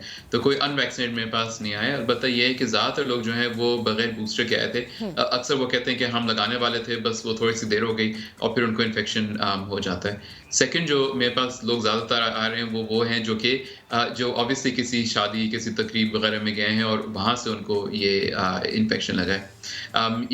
जो लोग दाखिल हो रहे हैं उसमें से भी काफ़ी लोग ऐसे हैं जिनको ओमिक्रॉन वाला वायरस है मोर देन लाइकली, मगर उस पर भी तहकीक चल रही, तो I can't give you the exact figures से कितने उसमें हैं। ठीक है, बहुत शुक्रिया। डॉक्टर फैसल नया गुफ्तगू कर रहे थे और वो यही कह रहे थे कि एसओपीज़ को रिव्यू करने की ज़रूरत है, एसओपीज़ बिल्कुल बरकरार रखने की ज़रूरत है और डिस्टेंसिंग रखिए, मास्क लगाइए ताकि आप इस वायरस से जो है महफूज रहें। अच्छा जनाब, एक और बड़ी ज़बरदस्त जो बात है वो मैं आपके साथ शेयर करने जा रही हूँ। ऑब्वियसली ये भी मेडिसिन से, मेडिकल से रिलेटेड है। दिल का ऑपरेशन, दिल के ऑपरेशन के लिए अब सीना चाक होगा, ना ही लगेगा कोई जख्म। पेशावर इंस्टीट्यूट ऑफ कार्डियोलॉजी में 66 साला आरजूमंद का कामयाब हुआ ऑपरेशन। तिब्बी माहिरीन ने सर्जरी को मरीजों के लिए आसान और महफूज करार दे दिया। कामयाब ऑपरेशन पर मरीज और अहले खाना मुतमईन दिखाई दिए, जबकि दावी तरीक़ेकार के तहत ऑपरेशन पर 30 से 35 लाख रुपए लागत आती है। इसी पर बात करने के लिए इस वक्त हमारे साथ मौजूद है डॉक्टर अली रज़ा। बहुत शुक्रिया सर, आपने हमारे प्रोग्राम के लिए वक्त निकाला। सर आई रियली अप्रिशिएट वो वर्क, जिस तरीके से आप ये काम कर रहे हैं, जिस तरीके से आपने ये सर्जरी की है। तो सर ज़रा मुझे इस प्रोसीजर के बारे में कुछ बताइए कि ये क्या प्रोसीजर है, किस तरीके से जो है ये प्रोसीजर किया जाता है। टावी इसको आप लोग कहते हैं। जी sir. Thank you so much जी for taking me in your program. इसको जी टावी कहते हैं और यूएस में इसको टैवर प्रोसीजर कहते हैं। इसमें एओर्टिक वाल्व अगर जब सिवियरली टाइट हो जाता है, ये एक वाल्व होता है जो आपकी दिल की सबसे बड़ी शरियान में लगा होता है और उससे खून पूरी बॉडी को जाता है। तो उस वाल्व को यूजुअली हम लोग सीना खोल के या ओपन हार्ट सर्जरी करके उसको चेंज करते हैं, लेकिन ये टैवी प्रोसीजर जो है बाकी दुनिया में, यूरोप में और अमेरिका और बाकी सारी डेवलप्ड कंट्रीज़ में इस्तेमाल होता है उन लोगों के लिए जिनकी ओपन हार्ट सर्जरी नहीं हो सकती। इन लोगों को ओपन हार्ट सर्जरी से काफ़ी रिस्क होता है और काफ़ी मोर्टेलिटी हाई होती है। उसका अपना एक स्कोरिंग सिस्टम है, उसके ज़रिए से हम लोग कैलकुलेट करते हैं। तो टैवी प्रोसीजर हमने टांग के ज़रिए से जी करते हैं। इसमें एक छोटी सी सुराख टांग में करके और उसके ज़रिए से हम लोग एक एओर्टिक वाल्व डिप्लॉय करते हैं जी। अच्छा सर, जिस तरीके से आप इस प्रोसीजर के बारे में बता रहे हैं तो this is really very good कि अब यहाँ पर भी ये प्रोसीजर हो रहे हैं और लोगों को इससे फ़ायदा हो रहा है। ये बताइए कि आप किन लोगों को ये प्रोसीजर सजेस्ट करते हैं? वैसे तो आपने थोड़ा एलिब्रेट किया, लेकिन इसको थोड़ा सा और ब्रीफली बताइएगा कि किन लोगों को ये सजेस्ट किया जा सकता है, या फिर हर कोई जो है वो एक ओपन हार्ट सर्जरी से निकल कर इस प्रोसीजर की तरफ आ सकता है? जी हर कोई तो ओपन हार्ट सर्जरी से नहीं, ये एक पैरेलल प्रोसीजर चलता है जी। उन लोगों के लिए जिनको ओपन हार्ट सर्जरी में मुश्किलात का सामना हो सकता है। ये जी ऐसे लोग होते हैं जिनकी उम्र ज़रा ज़्यादा होती है या उनको और अदर कंडीशंस होती हैं, तो जिसकी वजह से उनका एनेस्थीसिया का रिस्क हाई होता है या उनको प्रोसीजर रिस्क हाई होता है। क्योंकि यूजुअली हम लोग ओपन हार्ट सर्जरी में जैसे कि आपको पता होगा जनरल एनेस्थीसिया इस्तेमाल करते हैं। इसमें हम लोग लोकल एनेस्थीसिया इस्तेमाल करते हैं। पेशेंट जागा हुआ होता है और उसको प्रोसीजर हो जाता है। ठीक है, बिल्कुल सर, ये तो बड़ी आपने एक बात बताई है अच्छी कि लोकल एनेस्थीसिया आप लोग देते हैं। अच्छा सर, जिन लोगों को स्टेंट्स की ज़रूरत होती है मोरलेस उनका भी ऐसे ही प्रोसीजर होता है, तो आपका ये प्रोसीजर उस प्रोसीजर से कैसे मुख्तलिफ है? इसमें जी ये जिस तरह आप ओपन हार्ट सर्जरी से अगर कंपेयर करें तो जाहिर बात उसमें तो सीना आपको काट के और उसको खोल के और उसको लगाना पड़ता है। और अगर कोरोनरी स्टेंट्स की बात करें तो वो तो जी कम्प्लीटली डिफरेंट प्रोसीजर है। उसमें तो आप जो रगें होती हैं उसमें स्टेंट लगाते हैं। ये तो हम लोग एक बहुत बड़ा वाल्व होता है जिसमें हम लोग लगाते हैं। ये वाल्व का साइज़ भी बड़ा होता है और इसकी अपनी चूँकि कीमती भी होता है, क्योंकि ये कुछ ख़ास कंपनीज हैं वो ही सिर्फ बनाती हैं जी। ठीक है। अच्छा सर, ये बताइए कि आपने जिन लोगों को ऑपरेट किया है उन लोगों का क्या रिएक्शन था, इसका सक्सेस रेट क्या है? इसका जी तकरीबन इंटरनेशनली 95% है जो हमने भी कोट किया है, 95% सक्सेस रेट। बाकी बीच में कुछ कॉम्प्लिकेशंस के रिस्क फैक्टर्स होते हैं वो हमने उनको बताए थे। फैमिली जी जाहिर बात उनकी तो काफ़ी खुशी थी क्योंकि उनके पास कोई और रास्ता नहीं था। ये जो पेशेंट थे हमारे ये काफ़ी कमज़ोर थे और इनको काफ़ी अदर बीमारियां भी थी। तो उनका जब हमने मीटिंग में डिस्कस किया तो हमने ये डिसाइड किया कि इनके लिए जनरल एनेस्थीसिया और ओपन हार्ट सर्जरी बड़ी मुश्किल होगी। तो हमने ये डिसाइड कर दिया कि उनके लिए सिर्फ यही टैवी प्रोसीजर हो सकता है। तो हमने मीटिंग के बाद ये फैसला किया जी। ठीक है। अच्छा सर, ये बताइएगा कि जो ओपन हार्ट सर्जरी है उसमें क्या कॉस्ट आती है और ये जो टैवी प्रोसीजर है इसकी क्या कॉस्ट है? ओपन हार्ट सर्जरी तो जी सस्ती होती है, क्योंकि वो एक वेल स्टैब्लिश प्रोसीजर है हमारे पाकिस्तान के अंदर और पूरी दुनिया के अंदर। लेकिन ये इस प्रोसीजर की, जैसा कि मैंने आपको पहले बताया कि जी इसका वाल्व बहुत महंगा होता है, यानी इसका वाल्व 25 लाख का सिर्फ खाली वाल्व मिलता है, बाकी 5-6 लाख रुपए आपके बाकी इक्विपमेंट्स पे लगते हैं। ओपन हार्ट सर्जरी पे तकरीबन 6 से 7 लाख रुपए लगते हैं, लेकिन उसकी रिकवरी फेज़ ज़्यादा लंबा होता है, हॉस्पिटल स्टे लंबा होता है और पेशेंट को रिहैब ज़रा लंबा होता है। इसमें पेशेंट दूसरे दिन ही अपना काम काज करना, सब कुछ करना नॉर्मल जिस तरह होता है वो शुरू कर देता है जी। ठीक है। अच्छा सर, इस प्रोसीजर के हवाले से लोगों का क्या रिएक्शन है और जो दीगर आपका स्टाफ है वो किस तरीके से इस प्रोसीजर को जो है वो कर रहे हैं, फॉलो ऑन कर रहे हैं, और क्या रिएक्शन आ रहा है? क्या लोग वाकई में इस प्रोसीजर की तरफ आ रहे हैं? बिल्कुल जी, इस पे अभी हमारे पास अपना डेटाबेस में भी 50 लोग ऐसे हैं जिनका ये प्रोसीजर भी हो सकता है, लेकिन हमें ज़ाहिर बात है अवेलेबिलिटी ऑफ फंड्स को देखना पड़ता है। केपी में तो हमारे हॉस्पिटल पीआईसी में सारा काम सेहत कार्ड के ज़रिए से होता है। ये प्रोसीजर भी जब हमने किया तो ये हॉस्पिटल ने अपने खर्चे से फंड किया है, और हमारी कोशिश यही है कि अगर आने वाले वक्त में इसको सेहत कार्ड की अप्रूवल मिल जाए तो फिर तो जी ये वाइडली हर एक के लिए अवेलेबल होगा जी। ठीक है, बहुत शुक्रिया। डॉक्टर हमसे गुफ्तगू कर रहे थे और उनका यही कहना था कि पाकिस्तान में भी अब ये टेवी प्रोसीजर जो है ये इंट्रोड्यूस हो गया और कामयाबी से लोगों का जो है वो ऑपरेशन जारी है और लोग इससे 95% जो है वो सेहतियाब भी हो रहे हैं, तो सक्सेस रेट भी इसका अच्छा है। नया दिन में यहाँ वक्त है एक ब्रेक का, कहीं मत जाइएगा, वापस आएंगे तो ढेर सारी और चीज़ें आपके साथ डिस्कस करेंगे। स्टे विद अस।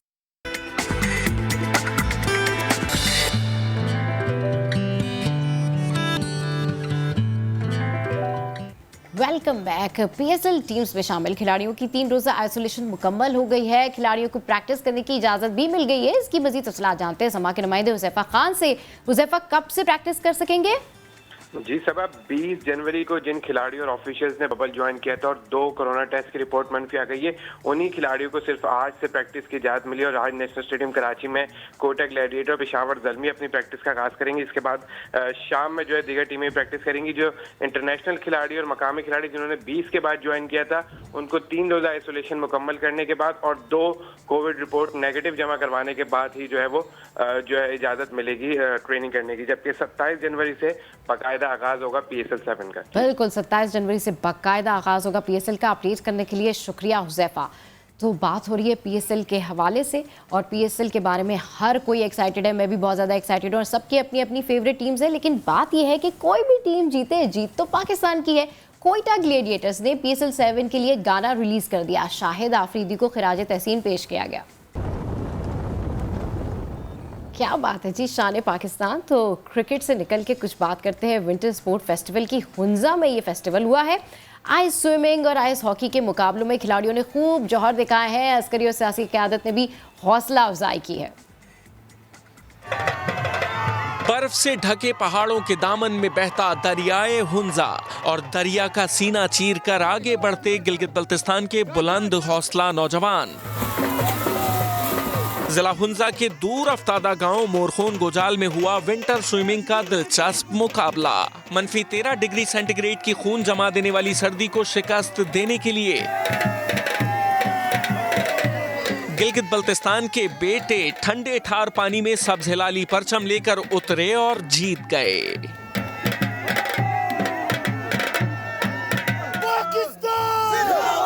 एक तरफ विंटर स्विमिंग तो दूसरी जानिब आइस हॉकी। गिलगित बल्तिस्तान के बेटे ही नहीं, बेटियां भी किसी से कम नहीं। हुंजा विंटर स्पोर्ट्स फेस्टिवल में शामिल एथलीट्स का हौसला बढ़ाने के लिए अस्करी और सियासी क़यादत के अलावा आवाम की बड़ी तादाद भी पेश है। तो क्या बात है, हमारे प्लेयर्स की -13 डिग्री सेंटीग्रेड की खून जमा देने वाली सर्दी को शिकस्त देने के लिए गिलगित बल्तिस्तान के बेटे ठंडे ठार पानी में सब्ज लाली परचम लेकर उतरे और जीत गए। क्या बात है। और यहाँ पर आपको बताएं इसमें 5 जो है वो फीमेल्स भी शामिल है। तो ज़बरदस्त ये हुंजा में हो रहा है विंटर स्पोर्ट्स फेस्टिवल और आइस स्विमिंग है, एक तरफ आइस हॉकी है और डेफिनेटली ये मुकाबले जो हैं दुनिया भर के लिए एक मिसाल है कि किस तरीके से पाकिस्तानी जो है वो अज़्म हिम्मत की एक मिसाल है। इतनी ठंड में, इतने ठंडे ठार पानी में जंप इन करना और फिर जीत कर वापस आना, this is really big thing. तो ज़बरदस्त जो है वो इस वक्त हुंजा के ऊपर पूरी दुनिया का फोकस हुआ है कि जनाब यहाँ पर क्या हो रहा है, इतना ज़बरदस्त विंटर स्पोर्ट्स फेस्टिवल हो रहा है। और न सिर्फ ये फेस्टिवल बल्कि ऐसे कई फेस्टिवल हम चाहते हैं कि पाकिस्तान में हो, पाकिस्तान के हर शहर में हो, लेकिन स्पेसिफिकली जो हुंजा में हुआ है मेरे ख्याल में अज़्म हिम्मत की ये एक मिसाल है। एक तरफ विंटर स्विमिंग है और दूसरी जानिब हम देखते हैं कि इस तरह के इवेंट्स, तो this is really very healthy activity in Pakistan. इससे पाकिस्तान का जो इमेज है वो दुनिया भर में जाता है और लोगों को एटलीस्ट पता चलता है कि हमारे पास प्लेयर्स भी हैं। हम न सिर्फ क्रिकेट बल्कि हम हॉकी में भी, हम जो है वो आइस स्विमिंग में भी अपना नाम बना सकते हैं। हम ये बता सकते हैं कि हम कितनी बहादुर नेशन है, हमारे अंदर कितना टैलेंट है। और हुंजा की अगर हम बात करें तो डेफिनेटली एक आई बॉक्स बना हुआ है दुनिया के लिए। लोग यहाँ पर देख रहे हैं कि अच्छा जी ये फेस्टिवल भी हुआ है। और दूसरा, इसके अंदर जो इंटरनेशनल लोग हैं, जो इंटरनेशनल प्लेयर्स हैं, उनकी भी कई नज़रें, मैं इंटरनेशनल मीडिया देख रही थी, उसमें बात भी हो रही थी कि कई लोग तैयार भी हैं कि हम इसको फैसिलिटेट करें और पाकिस्तान इन गेम्स को नेशनल लेवल तक लेकर जाए। तो this is really very great जो हुंजा में ये फेस्टिवल हुआ है, स्पोर्ट्स फेस्टिवल। और इस तरह के कई और फेस्टिवल्स भी जिस तरह होते हैं, तो हमेशा हमारे जो खिलाड़ी हैं वो किसी से पीछे नहीं होते। और इस फेस्टिवल की एक ख़ास बात मैं आपको बताऊं कि जब मैं ये देख रही थी कि जो हमारे प्लेयर्स हैं वो किस तरीके से इतने माइनस वेदर के साथ जो है वो जंप इन कर रहे हैं, जिस तरीके से उनका हौसला बुलंद है, आप अगर देखें तो ये बहुत बड़ी बात है। और अगर हम आइस हॉकी की बात करें तो आइस हॉकी के जो मुकाबले हैं बाकी पाकिस्तान में होने चाहिए। और इसके लिए न सिर्फ तमाम तर इवेंट ऑर्गेनाइज करने चाहिए बल्कि जिन लोगों को शौक़ है उनको भी इस तरफ बुलाना चाहिए। क्योंकि अगर हम मुल्क से बाहर देखें तो कई ऐसे एक्सपर्ट हैं जो कि आइस हॉकी में अपनी खिदमात देने के लिए भी तैयार होते हैं। लोगों को बाकायदा तौर पर ट्रेन किया जाता है कि आइस हॉकी किस तरह से खेली जाती है। इंटरनेशनली भी इसके कोचेज़ होते हैं बाकायदा तौर पर। और इस तरह के जो मुकाबले होते हैं ये अनबिलीवेबल हैं। अगर हम क्रिकेट की बात करें, अगर हम इस तरह के स्पोर्ट्स फेस्टिवल की बात करें, या हमारे यहाँ होने वाली किसी भी एक्टिविटी की बात करें, तो बस पाकिस्तानियों को एक अपॉर्चुनिटी चाहिए, पाकिस्तानियों को एक प्लेटफॉर्म चाहिए जहां पर उनको अपना टैलेंट दिखाना है, जहां पर उनको ये बताना है कि वो कितने ज़्यादा टैलेंटेड हैं स्पोर्ट्स के हवाले से। प्राइम मिनिस्टर इमरान खान भी कई दफ़ा बात कर चुके हैं, वो भी यही कह चुके हैं कि जी हम स्पोर्ट्स के लिए जो है वो फैसिलिटेट करेंगे लोगों को। बल्कि उस्मान डार साहब जो हैं वो तो खुद जो यूथ है उसको वो सपोर्ट कर रहे हैं, उसको वो लीड कर रहे हैं। और उनका यही कहना है कि स्पोर्ट्स के लिए जो है वो एक्टिविटी की जाएगी, लोगों को जो है वो स्पॉट अराउंड किया जाएगा, टैलेंट को लेके आया जाएगा, गली महलों से ही टैलेंट लेके आया जाएगा। तो ये sports festival, winter sports festival आपके लिए एक मिसाल है जिसमें मैं यही कहना चाहूँगी कि पाकिस्तान में बेइंतहा टैलेंट है। पाकिस्तान के जो प्लेयर्स हैं वो किसी से कम नहीं हैं।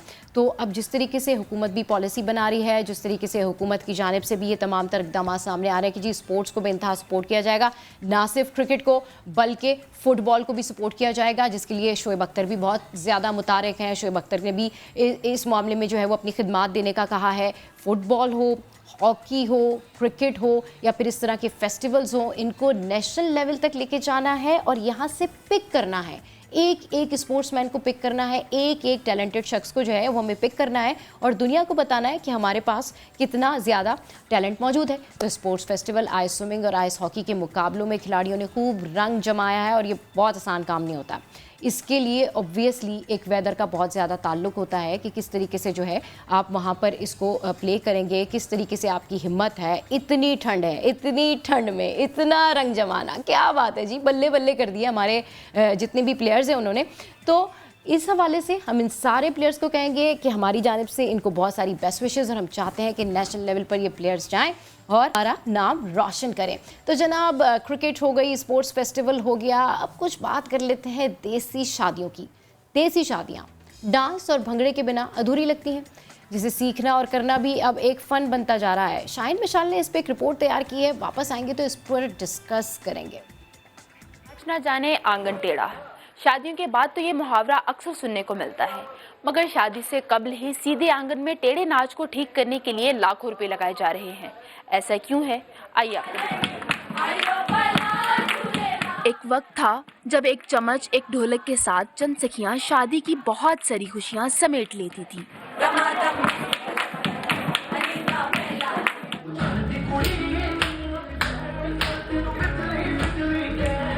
मगर दौर बदला तो तौर भी बदल गए। बात ढोलक से बढ़ के रक्स तक पहुंची, जिसे सीखना और करना भी एक फन है।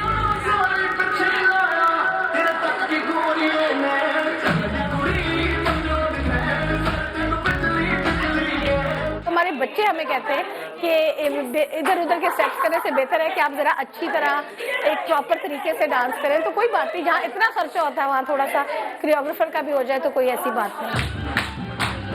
रक्स में हाथ कहाँ घुमाना है, कमर को कहाँ लचकाना है, सब दाव पेच सिखाने उस्ताद जी मैदान में आए।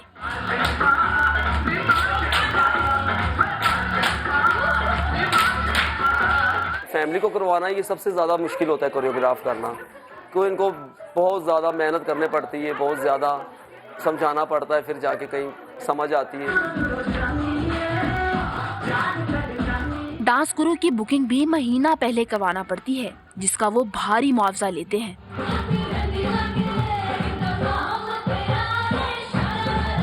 हमारा इवेंट भी बहुत अच्छा लगे, हमारी परफेक्शन हो एंड एवरीथिंग लुक्स एस्थेटिकली भी बहुत अच्छी लगे, तो वो इस वजह से हमने प्रैक्टिस करके किया। खुद से डांस कर लेते हैं, लेकिन आई थिंक जो नए स्टेप्स और कोऑर्डिनेशन होती है वो बहुत मैटर करती है। टेढ़े मेढ़े डांस स्टेप में परफेक्शन एक दिन में नहीं मिलती, बल्कि पूरा पूरा महीना भी लग जाता है।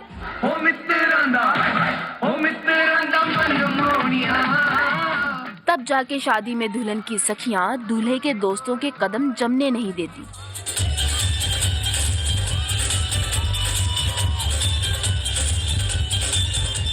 वक्त बदलने के साथ खुशियां मनाने के अंदाज भी बदल रहे हैं, और ये सब इसलिए अच्छा है कि रक्स या भंगड़े में उठाया हर कदम हमें एक दूसरे के करीब लाता है और रिश्तों का गुलदस्ता बन जाता है। कैमरामैन इशफाक अब्बासी के साथ शाहीन मिशाल, समा, लाहौर।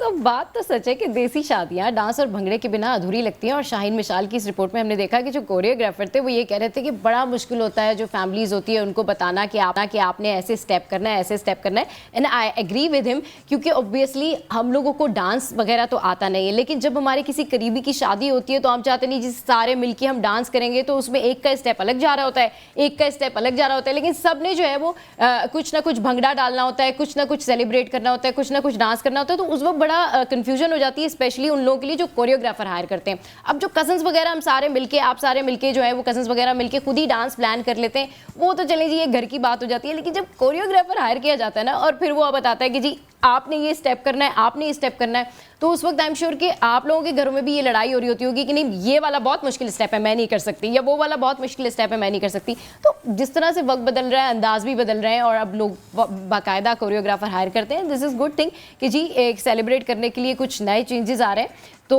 ऑब्वियसली हमने कि देसी शादियों का जो हाल है वो क्या है, और आप भी हमें बता सकते हैं, हमारे सोशल साइट्स के ऊपर बता सकते हैं कि आप किस तरह से अपनी शादियां जो है वो सेलिब्रेट करते हैं, और क्या आप भी कोरियोग्राफर हायर करते हैं या नहीं करते। तो नया दिन में यह वक्त है एक छोटे से ब्रेक का, कई मजा आएगा, वापस आ रहे हैं जल्दी से, स्टे विद अस।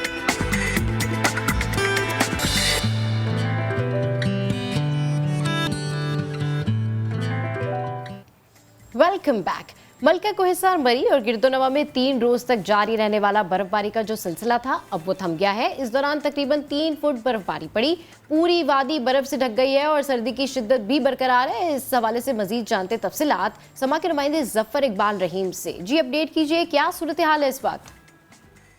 जी बिल्कुल ऐसा है कि मरी में जो गुज़िश्ता 3 रोज से बड़े शदीद बर्फबारी का सिलसिला था वो आज सुबह थम गया है, लेकिन सर्दी की जो शिद्दत है वो बरकरार है। मरी की पूरी वादी ने बर्फ की सफेद चादर ओढ़ रखी है, जिससे उसके अवसर में मजीद निखार आ गया है।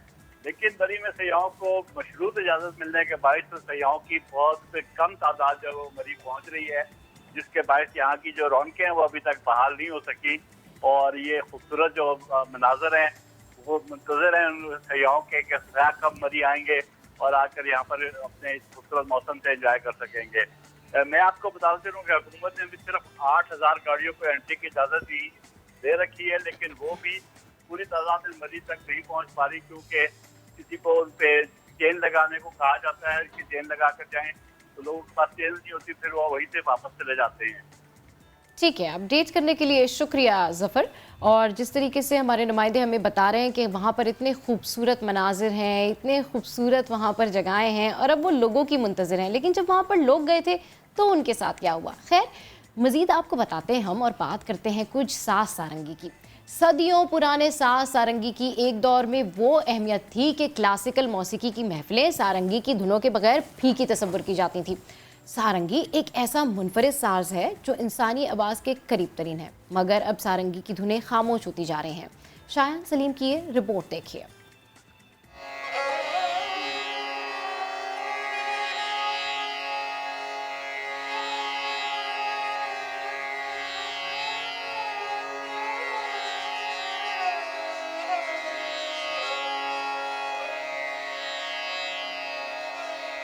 हमें सरंगी मिली उस्ताद अल्लाह रखा खां साहब के इंतकाल के बाद। एक सरंगी नवाज गुजरे हैं हमारे एक दोस्त वली ने अपने अब्बा की सरंगी हमें दी और हमने इस पे जान मेटी। और उस वक़्त जान मेटने का आलम ये हो गया कि 10 घंटे 12 घंटे 15 घंटे जब हमें मौका लगता था हम सरंगी लेके बैठ जाते।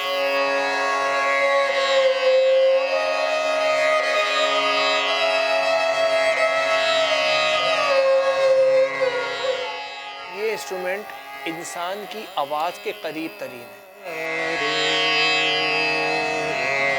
मिसाल के तौर पे शायान साहब, वाह भाई वाह, वाह भाई वाह, क्या कहने। ये बात, ये आवाज़, ये बाज किसी और इंस्ट्रूमेंट में नहीं।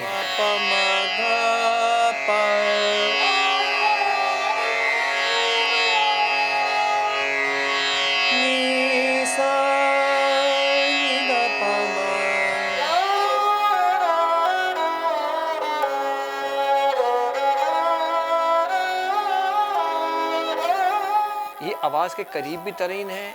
अंधा इसलिए है कि इसको देख के नहीं बजा सकते।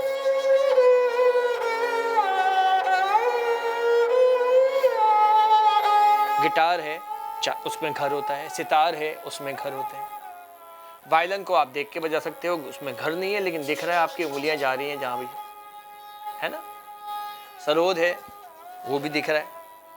सरंगी में यूँ बैठा जाता है, क्यों नहीं बैठा जाता।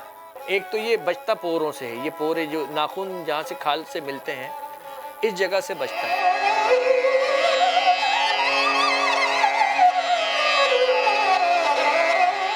और जब आप इससे बजाओगे तो खून निकलेगा। हम खून दे चुके हैं इसको। ये सूज जाती हैं, ये सब गड़े पड़ रहे हैं।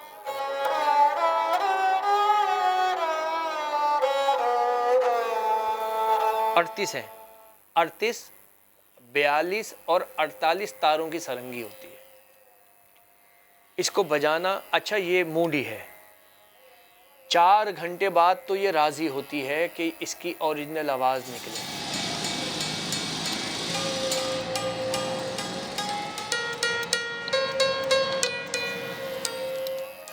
इसको मिलाने में कभी घंटा लग जाता है, कभी 1.5 घंटा लग जाता है, कभी कभी मूड में आती है तो ये 10 मिनट में मिल जाती है।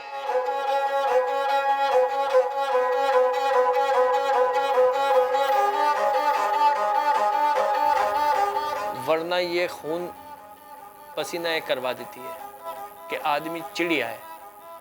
ऐसे बैठ के इसको पुचकारना पड़ता है जैसे महबूबा को। ये हमारी महबूबा है।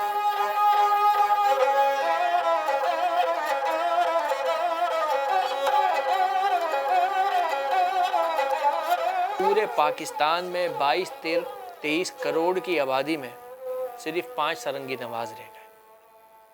2 लाहौर में है, 1 इस्लामाबाद में है और 2 कराची में है, हमें मिलाकर।